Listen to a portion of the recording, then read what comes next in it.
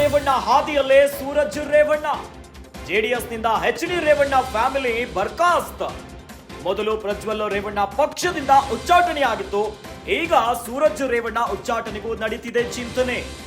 ಜೆಡಿಎಸ್ನಿಂದ ಸೂರಜ್ ರೇವಣ್ಣ ಉಚ್ಚಾಟನೆ ಸಾಧ್ಯತೆ. ಸೂರಜ್ ವಿರುದ್ಧ ಕೇಳಿ ಬಂದ ಸಲಿಂಗಕಾಮ ಆರೋಪ. ಸೂರಜ್ ವಿರುದ್ಧ ಯುವಕನಿಂದ ದೂರು ದಾಖಲು. ಸಲಿಂಗಕಾಮದ ಆರೋಪದಿಂದ ಪಕ್ಷಕ್ಕೆ ಮುಜುಗರ ಆಗ್ತಾ ಇದೆ. ಹೀಗಾಗಿ ಪಕ್ಷದಿಂದ ಉಚ್ಚಾಟನೆಗೆ ನಡೆಯುತ್ತಿದೆ ಚರ್ಚೆ.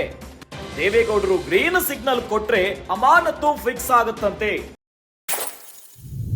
ಇನ್ನು ಪೆನ್ ಡ್ರೈವ್ ಪ್ರಕರಣಕ್ಕೆ ಸಂಬಂಧಿಸಿದಂತೆ ಪ್ರಜ್ವಲ್ ರೇವಣ್ಣ ಅವರನ್ನ ಪಕ್ಷದಿಂದ ಉಚ್ಚಾಟನೆ ಮಾಡಲಾಗಿತ್ತು. ಈಗ ಸೂರಜ್ ರೇವಣ್ಣ ಉಚ್ಚಾಟನೆಗೂ ನಡೀತಿದೆಯಂತೆ ಚಿಂತನೆ. ಈ ಕುರಿತಂತೆ ಚರ್ಚೆ ಆಗ್ತಾ ಇದೆಯಂತೆ.